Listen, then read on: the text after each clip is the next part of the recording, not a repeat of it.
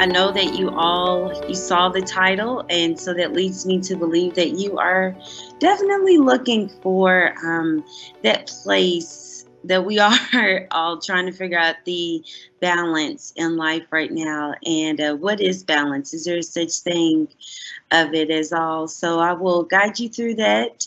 We'll look at a few definitions, but also kind of take a look at our own lives and our own selves. And I hope that what you'll take away from this, that you'll be able to apply today. As I believe in, just being present and not just sitting through another presentation, but, taking something away that you can feel a little bit better about and maybe hopefully share it with the next person of what you learned today. So, just briefly, a little about myself.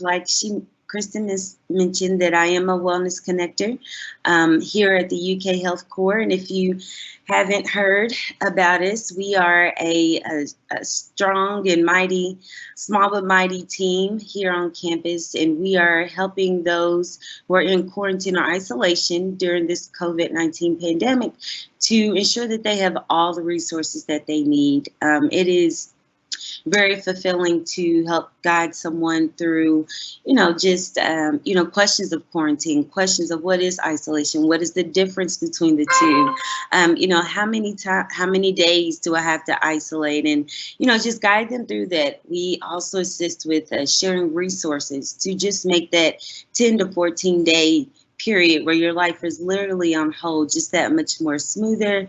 You have up-to-date information as we follow CDC guidelines and our local health department guidelines as well. So just diving back in, the reason why I feel like this was a very pertinent topic to touch on is this right here exactly. You've been out on a call, zoned out for 10 minutes, and someone asks your input. Well, your mind is literally, as you can see on Jennifer's face, probably in 15 other places at the moment. What is for dinner tonight? Did I pay that bill? Are the kids, are they really on NTI? Are they doing their work? Did I feed the dog or the cat today? So your mind is just here, there, and everywhere. And then all of a sudden you're asked for your input, and which brings me back to the work-life balance of are you present? So next slide, please. So I had this guy. So at this point, after you're on the Zoom call, you're asked to participate because, just a virtual show of hands, how many of you are now working virtually, a remote, and, you're having to now adjust to this new normal today, and you're having to get in front of your team, and you're making sure that you don't have anything on your face from lunch, and you just kind of have this sweaty armpit feeling. I feel like more often so today during this COVID-19 pandemic, and adjusting to where we are today. And is this the kind of feeling that I feel? Not going to say today or so as I'm presenting, but this is the kind of day you're feeling, because we don't really know what to expect, and we're kind of having to take it day to day. Whereas prior to this pandemic, we kind of had a sense of where we were going, what to expect. But every day at 4 o'clock, it could be something different as we tune into the daily updates on where the state of our, where we're at today and what to expect in our lives. So next slide, please. All right. So what is work-life balance? You hear like, well, in my mind, I think it's maybe just balance, maybe between work and life. I have a cutoff, I have a shut off time, but actually I found that it doesn't really mean an equal balance. Like it's not like the equal scale whatsoever. Because some days work may precede home life, and work could be 12 hours, 10 to 12 hours every day. And life kind of, you just fit it in when you can. It's going home, eat, sleep, repeat. But best work-life balance I found is different from each of us, because all of our priorities and lives are different day to day. Some have spouses, some have pets, some have children or families that they're caring for, or maybe you're going home to yourself and it's like, okay, what do I do today? You know, this is shut down, or this is due, or I have this remote presentation. I have no clue where I'm starting from. And so it's just that camaraderie that you would necessarily have at work. You're kind of on your own to try to figure this all out. So what I found is that at the root of every definition of work-life balance, one that was more holistic, one that kind of more stuck, one that I can more actualize, is achievement and enjoyment. And so what that means is that, you know, if you think about these 4 blocks of life, where we have work, we have family, we have friends, and then there's, most important, your special self. So we are living to work. You know, what do you kind of think? You know, when I think of this, and in my own personal life, prior to the pandemic, back in October of 2019, I was working a position where I was 60 hours easy a week. You know, I found that I was just going, but the project, it was a new build out of a company. And so I had the pleasure of being able to help see that build out and see the grand opening. And so I felt a sense of pride, but I was living to work as I wanted to see this project through. But what I also found, the trade-off, low energy, weight loss, weight gain. So it was shifting up and down. How many of us have experienced that? Body aches. You know, I know some people say, oh, she looks younger than she may seem, or she's a baby, you know, but not at all. The body aches were very much real because I was not exercising. One of my trades is a personal trainer and fitness instructor, Zumba. We talk about Zumba lovers out there. So I wasn't doing any of that. And I was noticing my body was just, it was tight, lower back pain. I was standing on my feet more. And then, you know, my mood, you know, my poor children and family, I know that they truly were not seeing their happy, vibrant, energetic mother that I was at the start of this project. And that in itself just really, you know, just going through the motion, I didn't notice it until, you know, when your 8-year-old comes and say, Mom, are you in a bad mood? And I'm like, you know, we do our best to try to hide these things from our family or friends, just from others. We try to, you know, mask those. But it got to the point, guys, it was on my face, and it was obviously in my tone. And that just wasn't the Davin that I knew that I had worked so hard, you know, in trying to be an instructor and trying to learn, you know, healthy habits. And, you know, it wasn't correlating at all. So next slide, please. So then we'll go to, you know, working to live. But before we dive into that, you know, I want to say that I feel like on the enjoyment and the achievement side, those 2 pieces are what we want to focus on when we're looking to, on the other side of the definition of what that work-life balance could be. And so most of us may already have a good definition of or meaning of achievement, but I want to just dive in a little bit more on the side of enjoyment, because achievement could be, you know, the big question, why? Why do we serve in the roles that we do today at work? If you are volunteering, you do a lot of volunteer work, you know, you kind of know why, you know, why. And if you are in a place in your position today and you're thinking, okay, why do I want to, you know, move up in this position? Why do I want to, you know, see excelment? Why do I want to take on this additional responsibility? And I think it could be because we want a better income. We want more responsibility.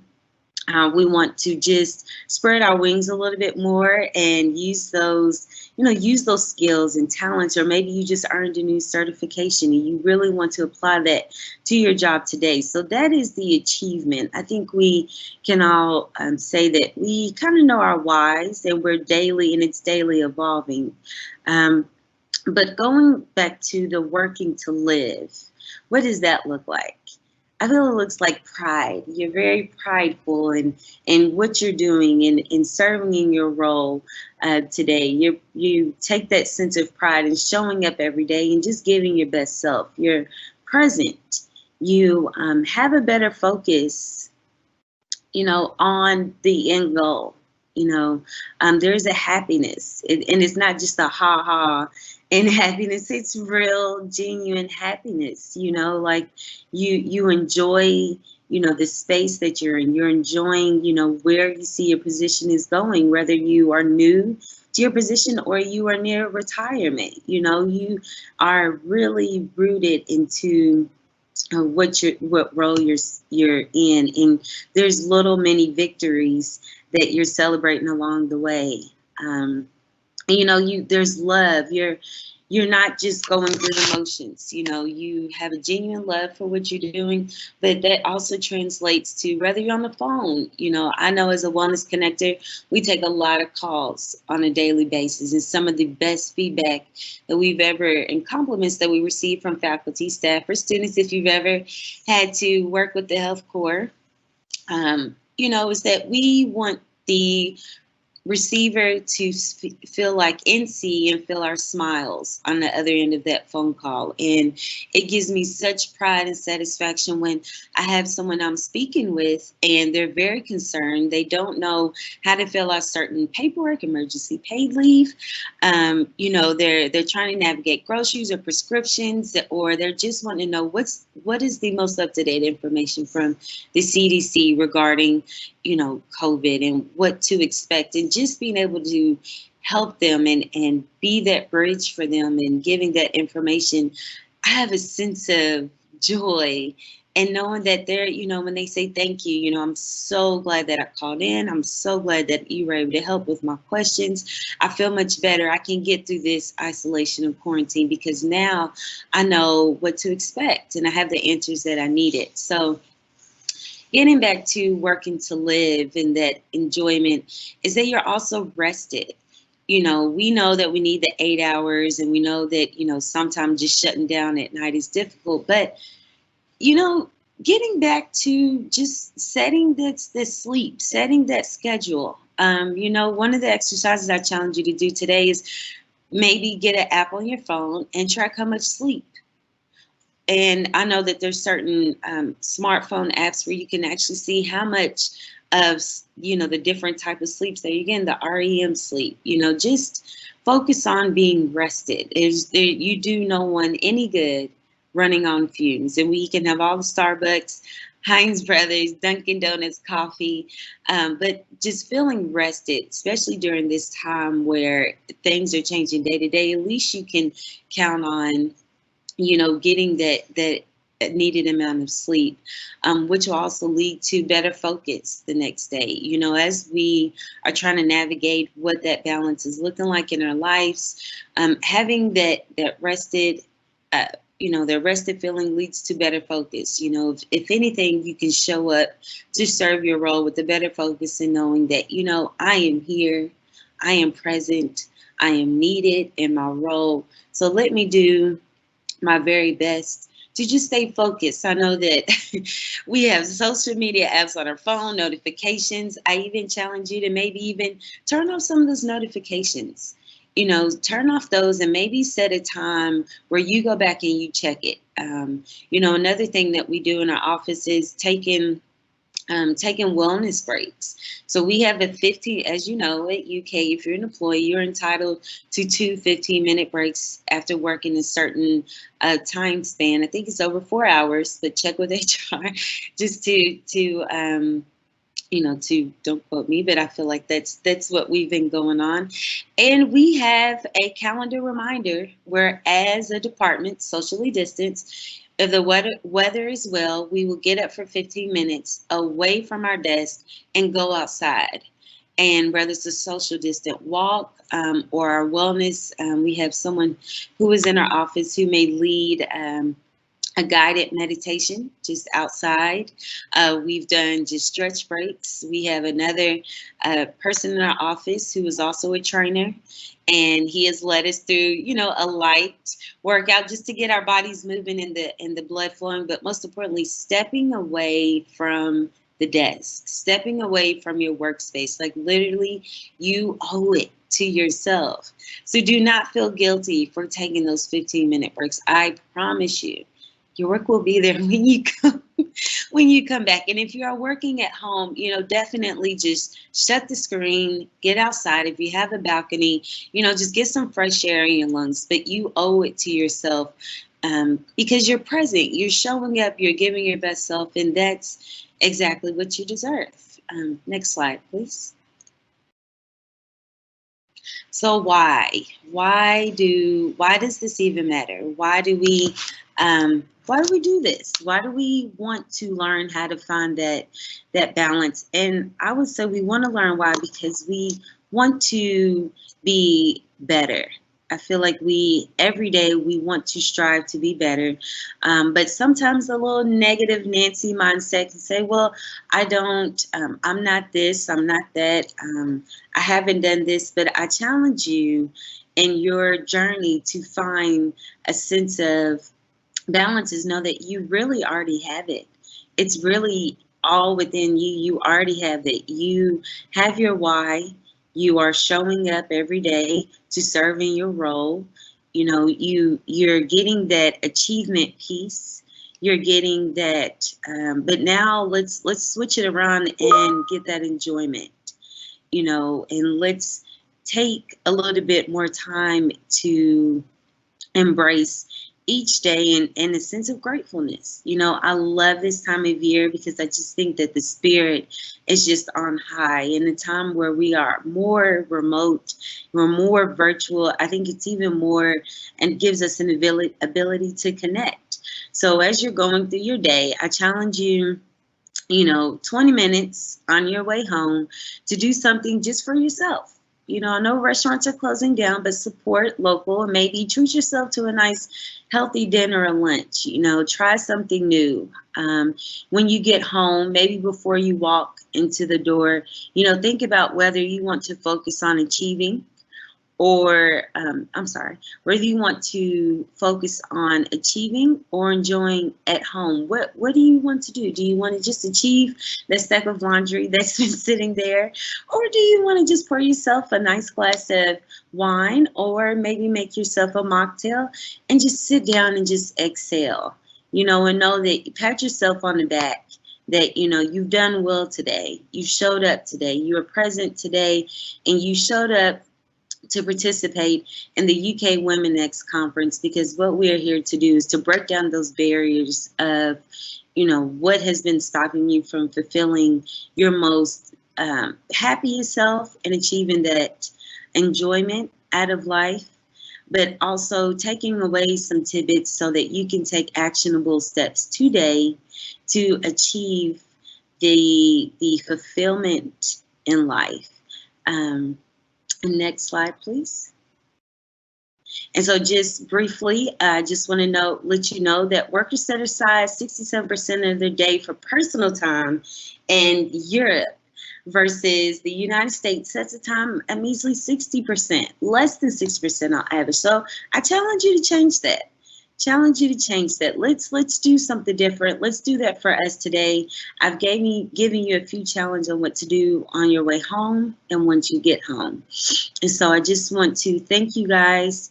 Let's walk away knowing that we can break down any of those barriers that have stopped us from achieving the life that we wish to live every day. Scratch that balance. You have the balance. You have it all within you. Just switch that mindset. I don't see any questions yet. However, I do have a question for you as far as when you noticed that you were working to live as opposed to living to work. How do you Like, how do you recognize that? And then what was your catalyst to make the change instead of just like getting stuck? Right, that's a great question. Let's see. I noticed it when my daily schedule literally consumed of getting up, maybe having 30 minutes to myself. Most mornings, not even having breakfast, living off the caffeine. Coffee, I love coffee, which they have shown is pretty good for your heart. They've done a little better, but my breakfast, just enjoying a morning meal. It was just like go, go, go, go, go. I would go to work, wouldn't take the breaks, come home, and literally just sat on the couch. And I was glued to the couch. I had no energy to do anything. And when I started feeling and I started seeing my tasks stack up around me, and this was literally probably like Tuesday through Sunday. Monday was my only off day, and that day I just wanted to sleep. And I think back, I was like, okay, this is 6 days out of the week. I'm doing this, and I just happened to like I said, for me, it was my daughter saying, Mommy, are you in a bad mood? And it kind of just woke me up to say, I didn't know I was wearing it. I did not know I was wearing that fatigue and that lackluster of just happiness and, from life. And I think that, the catalyst to change was that, I think that we can all work full weeks, but then still, I feel like, I achieved a better place in life when I was like, okay, I'm off of work. I do want to go try this fitness class. I do want to go, maybe go find a new bottle of wine, or go find a new book, like setting out time after work to read a little, to, just do a little bit more personal development in myself. So when I decided that is something I wanted to start pouring back into myself, Kristen, that's when I realized, this is the feeling that I was used to.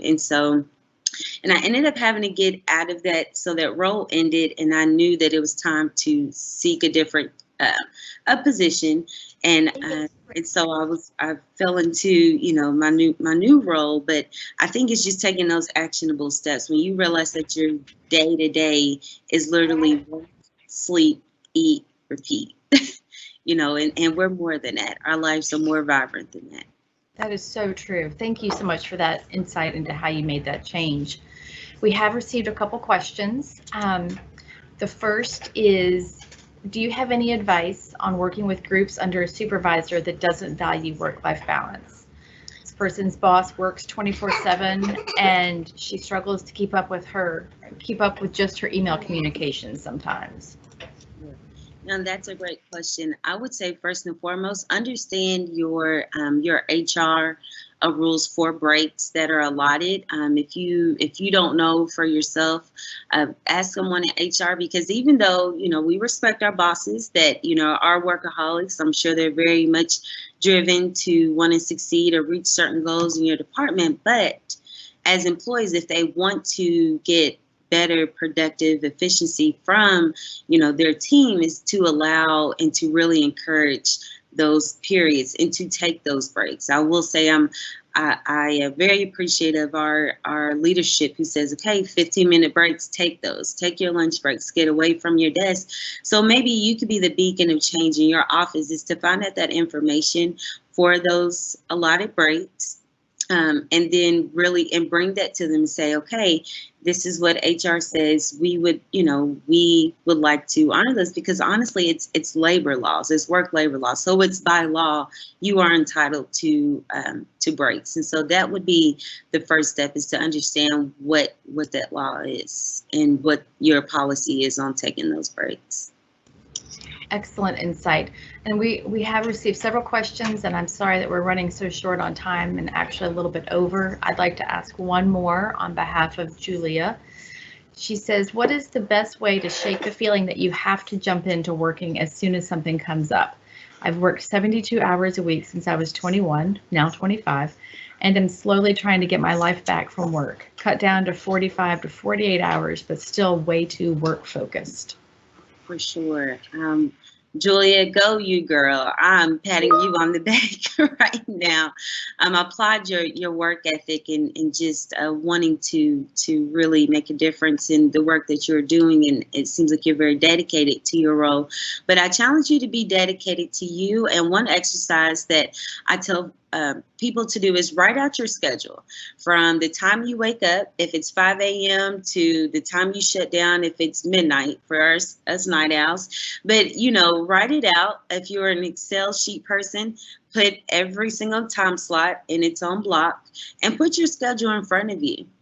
And then understand that there's 24 hours in a day, and just see how much time is going towards, the things that, mean something to you. So if it means something to you to work out, if you love it, but you're not finding it, when you put your schedule out in front of you, you'll see those little blocks of time, or maybe you could fit in 30 minutes here, or maybe you could shift your work schedule, to where you can fit that hour, just an hour. It is daily recommended to 60 minutes. If you can't get to 60, at least the 30. And just start penciling you into your schedule instead of your work leading you, because then you're just working to live, but let's live to work. You're working, to just live by penciling yourself in to your schedule. So that's what I would say. Put it out in front of you, see where you can pop yourself into your own schedule and take the lead, because your schedule will take over you for sure.